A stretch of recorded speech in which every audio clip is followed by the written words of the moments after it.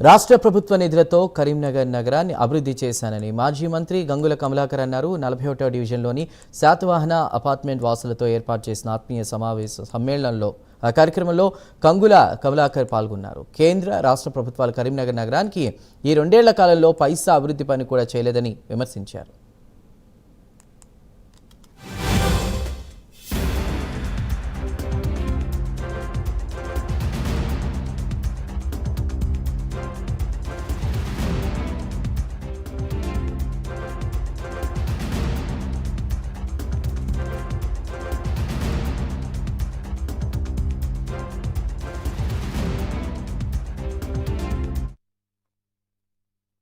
లేదు ఈరోజు మళ్ళీ నాకు తెలిసైతే నెక్స్ట్ మళ్ళీ బీఆర్ఎస్ గవర్నమెంట్ ఇక్కడ వస్తుంది.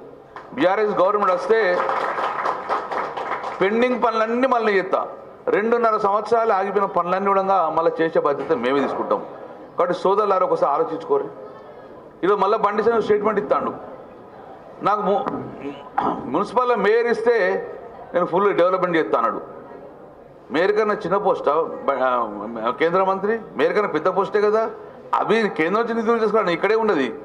బల్జాలు ఏముంటుంది, మన ట్యాక్స్ అప్ ఏముండదు. రాష్ట్ర ప్రభుత్వం కేంద్ర ప్రభుత్వం వస్తేనే నిధులు వస్తాయి. ఈ రోడ్లన్నీ వేసిన కూడా నేను రాష్ట్ర ప్రభుత్వం నిధులతో వేసిన.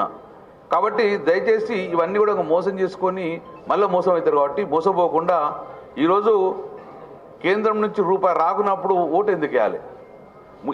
ఇప్పుడు కాదు, సరే ఇప్పుడు తేలే బాధపడదు. ఇంకా 3 సంవత్సరాలు ఉన్నది, మనం ఇంకా 3 సంవత్సరాలు పరిపాలన ఉంది కదా. ఆ 3 సంవత్సరాలు 3 రూపాయలు ఇచ్చండి మళ్ళీ పొడి అంటాను. లేరు, చేతగా తేలేరు. నేను తెచ్చిన డబ్బులు వాళ్ళు తేలేరు. మీ కళ్ళ ముందు ఒక అద్భుతమైన నగరాన్ని మీ కళ్ళ ముందు ఉంచిన దీనికి అభివృద్ధి కొనసాగాలి, ఆగా దెక్కడంగా.